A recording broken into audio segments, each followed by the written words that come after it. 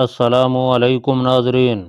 हरपाल कौर अपनी माँ के पास बैठ गई और बड़े प्यार से उसका बूढ़ा हाथ अपने हाथों में लेकर बोली, माता जी मैं उस बुढ़े के पास कब तक बैठी रहूंगी? ना मरता है ना मेरी जान छोड़ता है। माँ ने मेरी तरफ देखा और पूछा, ये कौन है? हरपाल कौर ने कहा, माता जी ये कुंदन है, लुधियाने के कॉलेज में पढ़ता है, रास्ते में मेरा दोस्त बन गया है, इसको लिफ्ट देकर रही हूँ, बड़ा बहादुर जवान है। हरपाल कौर ने अपनी माँ को रास्ते में डाका पड़ने वाले वाक्य के बारे में कुछ न बताया। उस बूढ़ी औरत ने बेजारी से कहा, अच्छा अच्छा अब जाओ, मेरी जान न खाओ। हरपाल कौर मुझे अपने कमरे में ले आई। उसका कमरा बड़ी नफासत से सजा हुआ था।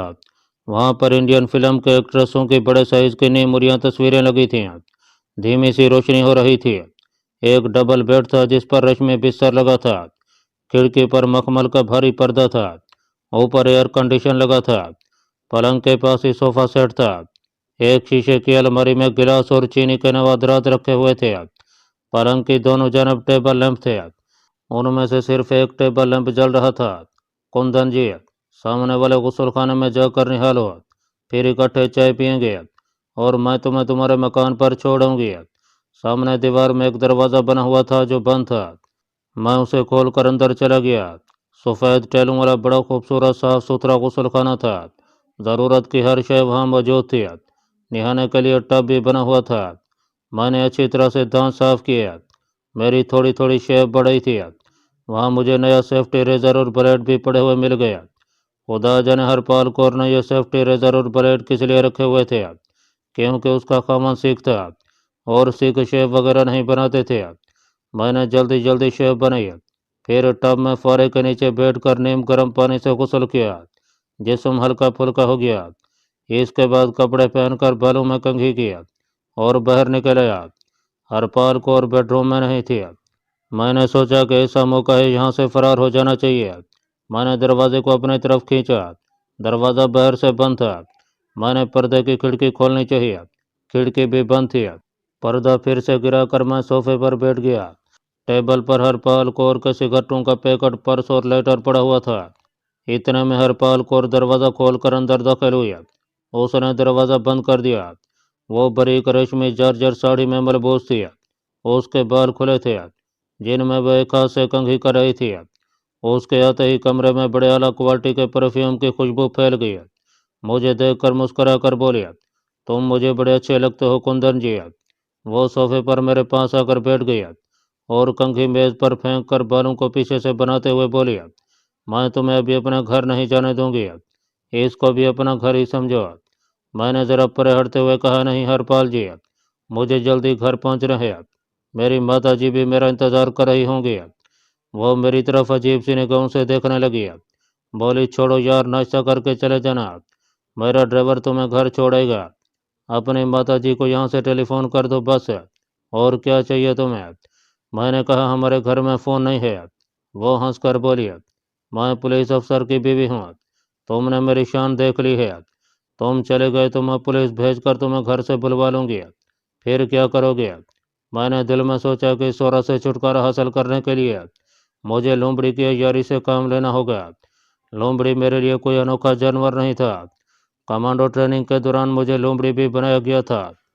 मतलब ये कि मुझे इसकी भी ट्रेनिंग दी गई थी कि अगर इस किस्म के हालात पेश आ जाएं तो किस तरह लोमड़ी की मक्कारी और अयारी से काम लेना है। मैंने भी मुस्कुराते हुए कहा, अच्छा हरपाल जी, मैं अभी घर नहीं जाता। मैंने मूड बदलने के लिए फ़ौरन कहा, मुझे तो सख्त भूख लग रही है। जल्दी से उसने ज़ोर से आवाज़ दी। नौकरानी दरवाज़ा खोल कर अंदर आई। हरपाल ने कहा, नाश्ता अभी तक क्यों नहीं लगाया? नौकरानी ने कहा, मैडम जी लगा दिया है, मैं यही कहने आई थी। दूसरे कमरे में जाकर हम दोनों ने इकट्ठे नाश्ता किया। नाश्ता खालिस हिंदू सिखों वाला था, यानी हलवा, पूड़ियाँ, कचौरियाँ और दही वगैरह। नाश्ता करने के बाद वो मुझे वापस अपने बेडरूम में ले आए। यहाँ बेड के एक जानब सियाह रंग का टेलीफोन भी पड़ा था। टेलीफोन की घंटी बजी। हरपाल कौर साड़ी दुरुस्त करती हुई उठी और टेलीफोन उठाकर बोली, हेलो। दूसरी तरफ से उसका सिख खामंद बोल रहा था। उसका मुझे पता हरपाल की गुफ्तगू से हो गया। वो बड़े दुरुस्त लहजे में उससे बात कर रही थी और इस तरह झड़क रही थी जिस तरह नौकरों को झड़का जाता है। साफ पता लग रहा था कि उसका खामंद अपनी बीवी से बेहद डरता है और उसे अपने पास रखने पर मजबूर है। हरपाल कौर ने यह कहकर फ़ोन बंद कर दिया। अब मुझे फ़ोन न करना, मैं सारी रात की जागी हुई हूँ, अब सोने जा रही हूँ। फिर मेरी तरफ देखकर कहने लगी, तुम समझ गए होगे कि यह मेरे बुढ़े खामन ढल्लू का फ़ोन था। वो नशे में बैठा शराब पी रहा है। मैं उसे शराब के नशे में मदहोश छोड़ कर रही थी।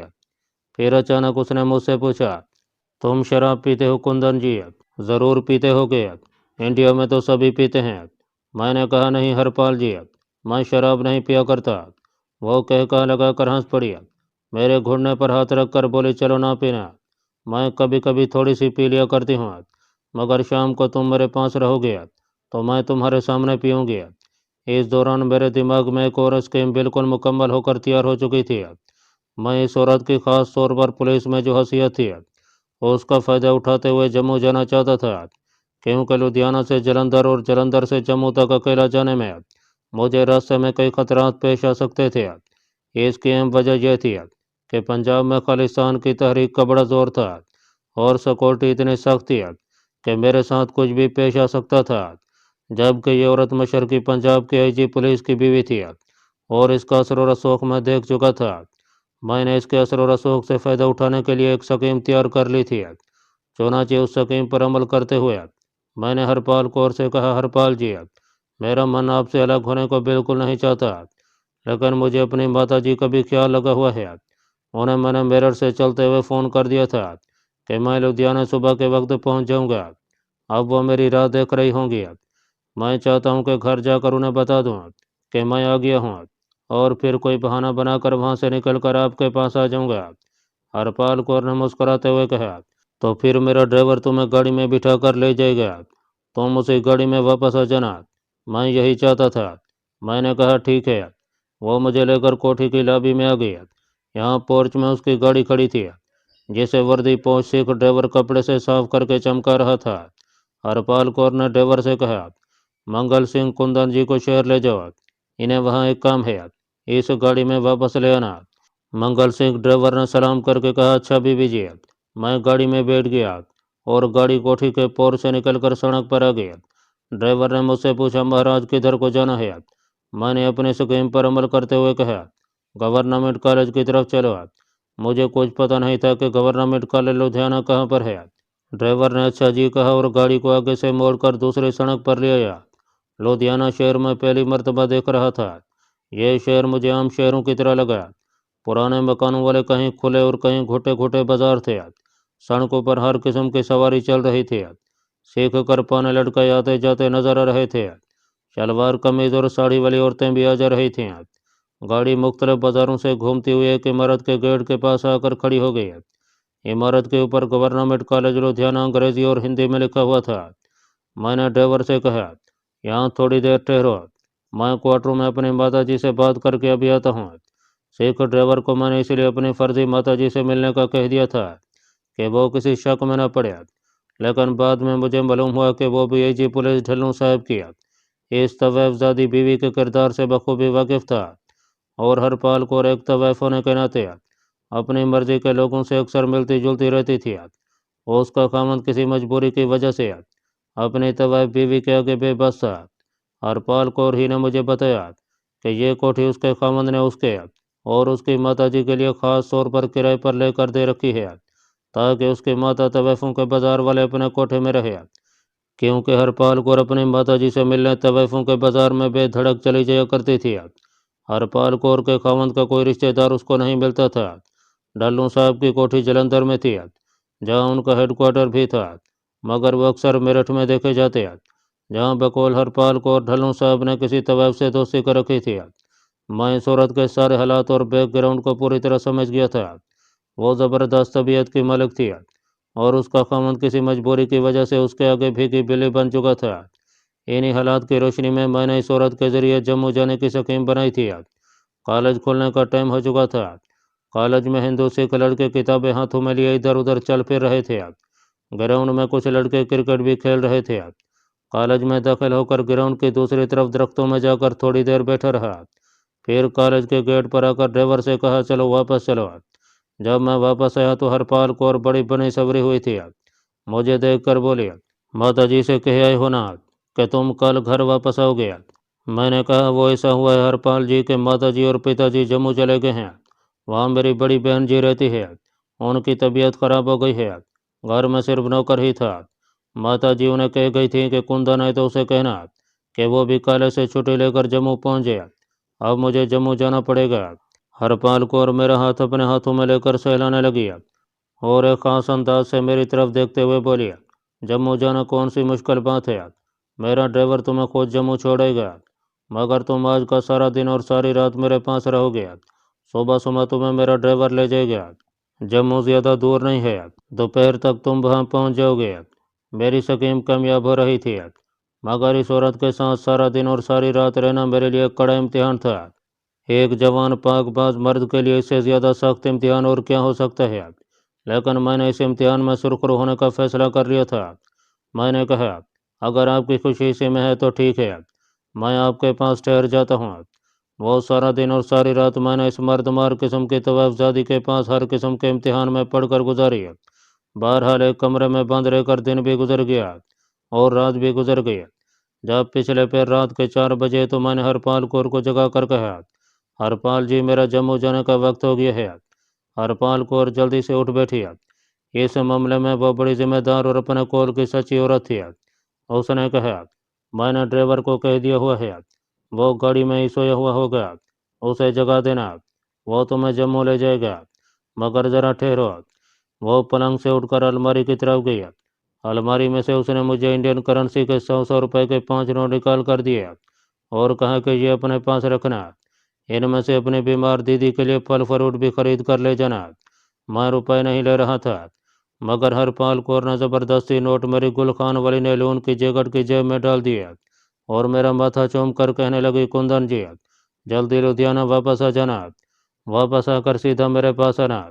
मैं जाने लगा तो उसने मुझे रोक कर कहा, जरा ठहरो। उसने अलमारी का निचला दराज खोलकर उसमें से एक छोटा डब्बा निकाला। डब्बे में से रेलवे के टिकट के बराबर एक कार्ड निकाल कर मुझे दिया। ये ऐसा ही था जैसा विजिटिंग कार्ड होता है, मगर उस पर किसी का नाम पता वगैरह बिल्कुल नहीं लिखा था। हरपाल कौर ने कार्ड मुझे देते हुए कहा, यह कार्ड अपने पास रखना। रास्ते में कोई पुलिस वाला अगर पूछे तो उसे यह कार्ड दिखा देना। अव्वल तो मेरी गाड़ी देखकर पुलिस तुम्हें कहीं भी नहीं रोकेगी, लेकिन तुम जानते हो कि आजकल खालिस्तान की मूवमेंट चल रही है। हो सकता है पुलिस तुम्हें रोककर चेकिंग वगैरह करे। मैंने कार्ड को गौर से देखा। उस पर अंग्रेजी हरूफ में L00T3 लिखा था। मैंने हरपाल कौर से यूं ही पूछा कि यह किसका नंबर है। वो बोली, तुम्हें से क्या, बस ये समझ लो कि यह जादू का नंबर है। पुलिस का बड़े से बड़ा अफसर और छोटे से छोटा मुलाजिम भी इस नंबर की असलियत को जानता है। वो इसे देखकर 2 कदम पीछे हट जाएगा। मेरे प्रीतम अब देर न लगाना, जम्मू से लुधियाना आकर सीधे मेरे पास आना। मैंने हिंदू की तरह हरपाल कौर को प्रणाम किया और बेडरूम से निकल गया।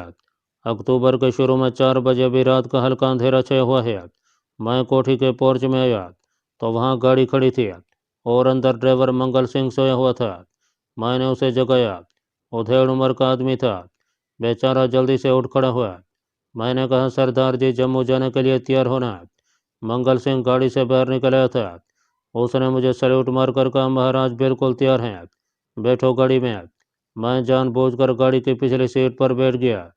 गाड़ी पोर से निकालकर लुधियाने की सुनसान नीम अंधेरी सड़कों पर निकली। कार जीटी रोड पर जलंधर की तरफ दौड़ती चली जा रही थी। सड़क पर रात को चलने वाले ट्रकों की आमदोरफ्त भी जारी थी। मैं कार की पिछली नशीस पर बड़े सुकून के साथ बैठा था। अब मुझे इस बात की जरा सी भी परेशानी नहीं थी कि पुलिस मुझे पकड़ेगी। मेरे पास हरपाल कौर का दिया हुआ कार्ड मौजूद था, जिस पर खुफिया पुलिस का कोई नंबर दर्ज था। यह कार्ड आगे भी मेरे बड़े काम आ सकता था। मैंने उसे अपने जैकेट के अंदर वाली जेब में संभाल कर इस प्रो टेबलेट बम की गोलियों वाले प्लास्टिक के लिफाफे के साथ ही रख लिया था। जैसे जैसे कार आगे बढ़ रही थी, दिन की रोशनी फैलती जा रही थी। जलंधर की आबादी शुरू हुई तो दिन निकल आया था। यहाँ एक जगह पुलिस के कुछ सिपाही खड़े थे। उन्होंने हाथ देकर कार को रोक लिया। ये सिपाही सिख थे। वो ड्राइवर के पास है और पूछा कि कहाँ से आ रहे हो, कहाँ जाना है। ड्राइवर ने कहा, महाराज ये आईजी साहब के समधी हैं, इन्हें जम्मू ले जा रहा हूँ। असल में हरपाल कौर की कार पुलिस की कार नहीं थी और उसकी नंबर प्लेट भी पुलिस की नहीं थी। यह उस जमाने की बड़ी कीमती टोयोटा गाड़ी थी। जो उसके खामन ढल्लू साहब ने खास तौर पर बहर से मंगवा कर अपनी चहीती बीवी को दी थी। सिख कांस्टेबल ने ड्राइवर से कहा, महाराज आप ठीक कहते हैं, मगर हम भी ड्यूटी से मजबूर हैं, अपना लाइसेंस दिखाओ। ड्राइवर मंगल सिंह ने लाइसेंस दिखाया। लाइसेंस पर कहीं यह नहीं लिखा था कि यह मशरकी पंजाब के इंस्पेक्टर जनरल पुलिस का ड्राइवर है। कांस्टेबल ने लाइसेंस वापस ड्राइवर को देते हुए अपने साथी कांस्टेबल को बुला लिया और कहा कि यह कहता है मैं आईजी साहब के समधी को जम्मू ले जा रहा हूँ। दूसरा कांस्टेबल मेरी खिड़की के पास आ गया। उसने मुझे मुश्तिबा निगाहों से देखा। महाराज आप कहाँ जा रहे हैं? मैंने बड़े इत्मीनान से वैसे ही बैठे बैठे कहा। मंगल सिंह ड्राइवर ने तुम्हें बताया नहीं कि मैं जम्मू जा रहा हूँ? कांस्टेबल बोला, महाराज जम्मू में हालात गड़बड़ हैं, हमारी ड्यूटी लगी है कि किसी गाड़ी को चेकिंग के बगैर जम्मू साइड की तरफ न जाने दिया जाए। आपको हमारे साथ जरा थाने तक चलना होगा। मैंने जेब से हरपाल कौर का दिया हुआ कार्ड निकाल कर कांस्टेबल की तरफ बढ़ाते हुए कहा, तो फिर ये कार्ड देख लो, तुम्हें मालूम हो जाएगा कि मैं कौन हूँ और ये गाड़ी किसकी है। कार्ड को कांस्टेबल ने हाथ में लेकर देखा तो फौरन सीधा हो गया। उसने उसी वक्त कार्ड मुझे वापस कर दिया और सलाम करके बोला, क्षमा कर देना महाराज, हम मजबूर हैं, हमारी ड्यूटी ही ऐसी है। मैंने ड्राइवर से कहा, चलो भाई आगे चलो। खुफिया कोड वाले कार्ड ने अपनी करामत दिखा दी थी। ये इस कार्ड का टेस्ट था जो मेरी तवक्को से बढ़कर कामयाब साबित हुआ था। मुझे बड़ी खुशी हुई। यह कार्ड मुश्किल हालात में मेरे बड़े काम आ सकता था। यह तो एक तरह से अलादीन का चिराग मेरे हाथ आ गया था। इसका कोई तोड़ भी ज़रूर होगा, लेकिन अभी तक मुझे इसका इल्म नहीं था। अभी तक तो यही हुआ था कि कार्ड का खुफिया कोड नंबर पढ़ते ही कांस्टेबल ने सैल्यूट मार दिया था। ऐसा हो सकता था कि यह कार्ड अगर मैं किसी पुलिस के आला अफसर को दिखाता तो मुझसे पूछगछ करता और पूछता कि यह कार्ड मैंने कहाँ से लिया है, और हकीकत मालूम करने के लिए वो कोई दूसरा कोड वर्ड भी मुझसे पूछता। लेकिन अभी वो मकाम नहीं आया था और कम अज़ कम जम्मू में मेरा रास्ता साफ था। गाड़ी जलंधर से होशियारपुर की तरफ हो गई। होशियारपुर पहुंचकर हमने नाश्ता किया। मैं गाड़ी में ही बैठा रहा। ड्राइवर होटल में से सब कुछ मेरे लिए ले आया था। यहाँ जलंधर लुधियाना के मुकाबला में दिन के वक्त गर्मी बिल्कुल नहीं थी। आगे का पहाड़ी इलाका शुरू होने वाला था। यह बात मुझे सिख ड्राइवर ने बताई तो मैंने कहा, हाँ सरदार जी मैं जानता हूँ, कई बार जम्मू आ चुका हूँ। हालांकि यह सारा इलाका मैं पहली बार देख रहा था। होशियारपुर से चलो तो ऊंचे नीचे भरे भरे टीलों और छोटी छोटी वादियों का इलाका शुरू हो गया। हवा ताज़ा और खुनक थी। जम्मू के करीब कुछ खुश्क पहाड़ियाँ आई। मैदानी इलाका भी आया जहाँ धूप में बड़ी हुद्दत थी। आगे जाकर चढ़ाई शुरू हुई तो मौसम मज़ीद खुशगवार हो गया। हमारी कार शहर की हदूद में दाखिल हुई तो यहाँ सड़क पर बाकायदा रुकावट खड़ी हुई थी। गाड़ियाँ ट्रक वगैरह एक तरफ कतार में खड़े थे और पुलिस उनकी चेकिंग करके उन्हें जाने की इजाज़त दे रही थी। वो दिन के 3 बजे का वक्त हो गया। मैं गाड़ी से निकलकर सड़क के किनारे टहलने लगा। सीक्रेट पुलिस के खुफिया कोड नंबर वाला कार्ड मेरी जेब में था। मुझे किसी का डर खौफ नहीं था। मैंने यूं ही वक्त काटने के लिए सिगरेट भी सुलगा लिया। मैं अगर चाहता तो ड्राइवर को अपना सिगरेट कार्ड देकर आगे भिजवा सकता था ताकि पुलिस हमें जाने की इजाज़त दे दे, मगर मुझे इतनी जल्दी करने की ज़रूरत नहीं थी। मैं अपने जहन में उस आदमी का नाम, पता और हुलिया और वो कोड अल्फाज याद करके दोहरा रहा था जिससे मिलने के लिए मुझे दिल्ली वाले गुल खान ने हिदायत की थी। मुझे उस शख्स का नाम, हुलिया और पता, उसके आगे बोले जाने वाले कोड अल्फाज बिल्कुल नहीं भूले थे। यह सब कुछ मैं रास्ते में याद करता रहा था। जब काफ़ी देर हो गई और ट्रक गाड़ियाँ अपनी जगह पर उसी तरह खड़ी रहीं तो मैं कार में आकर बैठ गया और मैंने ड्राइवर से कहा, गाड़ी को निकाल कर आगे ले चलो, मैं पुलिस से खुद बात करता हूँ। बेचारा ड्राइवर भी बैठे बैठे तंग आ गया था। उसने फ़ौरन इंजन स्टार्ट किया और गाड़ी को सड़क की एक तरफ से निकाल कर वहाँ ले गया जहाँ सड़क पर पुलिस ने रुकावट खड़ी कर रखी थी। हमारी कार को आते देखकर 2-3 पुलिस कांस्टेबल डंडे लेकर आगे आ गया और कार को रुकने का इशारा करने लगे। गाड़ी रुकी तो कांस्टेबल ने कहा, कतार में ले जाओ गाड़ी को, कतार में ले जाओ, पीछे ले जाओ। मैंने खिड़की में से सर बाहर निकाल कर कांस्टेबल से कहा, अपने किसी अफसर को बुलाओ, जल्दी करो, मेरे पास टाइम नहीं है। हमारे पास नई कार देकर पुलिस वाले वैसे ही ज़रा ठुठक जाते हैं। मैंने उसे अपने पुलिस अफसर को बुलाने के लिए कहा तो वो जल्दी से सड़क के किनारे बने हुए खोखे के अंदर चला गया। कोई पुलिस अफसर अंदर बैठा था। उसने कोई परवाह न की और अपनी अना को मजरू न होने दिया। 2-3 मिनट लगाकर बाहर निकला और बड़ी शान बेनियाजी से चलता हुआ मेरे करीब आकर पूछा, क्यों जी, क्या बात है? आपको मालूम है सब लोग कतार में खड़े हैं, आपको भी कतार में खड़े होकर आना चाहिए। मैंने बड़े आराम से जेब में से सीक्रेट पुलिस का कार्ड निकाल कर उसे दिखाया। कार्ड मैंने उसको ना दिया, बल्कि अपने हाथ में ही रखा। कार्ड को उसने झुक कर देखा और पीछे हट गया और बोला, सॉरी सर, वेरी सॉरी। उसने दौड़कर पुलिस कांस्टेबल को रुकावट हटाने का इशारा किया। रुकावट हट गई और हमारी कार जम्मू शहर में दाखिल हो गई। गाड़ी जब एक पुराने मंदिर के करीब से गुजरी, ड्राइवर ने मुझसे पूछ लिया कि सर आपको किस मोहल्ले में जाना है। मैं क्या बताता, यह शहर में पहली बार देख रहा था। जिस खास आदमी से मैं मिलने जा रहा था, उसके मोहल्ले का नाम उसे बताना नहीं चाहता था। गुल खान ने कहा था कि उस खास आदमी का मकान कंपनी बाग की एक करीबी बस्ती में है। बस्ती का नाम मैं यहाँ नहीं लिखूंगा। अगर नाम भी लिख दूँ तो कोई फ़र्क नहीं पड़ेगा, क्योंकि वो मुजाहिद अब उस बस्ती से चला गया है। फिर भी बतौर एहतियात में बस्ती का नाम नहीं लिख रहा। जम्मू का कंपनी बाग एक नहर के किनारे पुराने रेलवे स्टेशन के करीब ही वाक़ है। उसकी एक जानब दरियाई तवी गुजरता है। यहाँ तकसीम मुल्क के बाद 2-3 नई बस्तियाँ बन गई थीं, जिनमें से शास्त्री नगर और गांधीनगर बड़ी मशहूर हैं। जम्मू में दिन के वक्त मौसम इतना ठंडा नहीं था, साए में खून की ज़रूरत थी। शहर के मकानों की बनावट पहाड़ी इलाकों जैसी थी। सब मकानों और कोठियों की छतें ढलवान थीं। कंपनी बाग के रास्ते में कई मंदिर है, सिर्फ एक मस्जिद के मीनार दूर से दिखाई दिया। तुम ऐसा करो, कंपनी बाग चलो, वहाँ से हमारा घर करीब ही है। मैं वहाँ उतर जाऊँगा, तुम वापस चले जाना। ड्राइवर ने एक बाग के गेट के पास एक तरफ गाड़ी खड़ी करके रोक दी और कहा, लीजिए महाराज, आपका कंपनी बाग आ गया।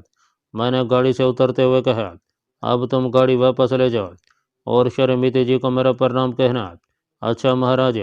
ड्राइवर हरपाल कौर की गाड़ी लेकर वहीं से वापस मुड़ गया। मैं कंपनी बाग के मेन गेट के सामने खड़ा था। गुल खान ने जैसे जैसे मुझे बताया था, वैसे वैसे चलता मैं उस खास आबादी में आ गया, जहाँ हमारा अपना आदमी, जिसका फर्जी नाम मैं सादिक रख लेता हूँ, रहता था। वो मुझे अपनी दुकान पर ही मिल गया। उसकी दुकान किस चीज़ की थी और कहाँ थी, यह मैं ज़हर नहीं करूँगा। मैंने उसकी दुकान पर जाकर उसे सलाम किया और गुल खान का एक खुफिया नाम लेकर कहा कि मुझे उसने भेजा है। सादिक दुकान में बैठा किसी चीज़ की मरम्मत कर रहा था। सादिक ने मेरी तरफ सिर्फ उस वक्त देखा जब मैंने उसे सलाम किया था। इसके बाद वो अपने काम में लग गया। जब मैंने गुल खान का खुफिया नाम लिया, तब भी उसने आंख उठाकर न देखा। मैं चुपचाप बैठा रहा। सादिक ने नौकर से कहा कि चाय ले आओ। चाय आ गई।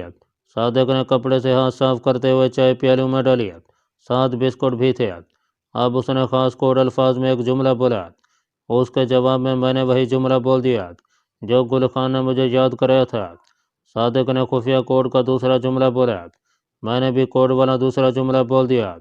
तब सादिक खामोश हो गया। वो चाय पीते हुए दुकान के बाहर बाजार में से आते जाते लोगों को देख रहा था। दुकान में एक ग्राहक मौजूद था, जिसको सादिक का नौकर कुछ चीज़ें दिखा रहा था।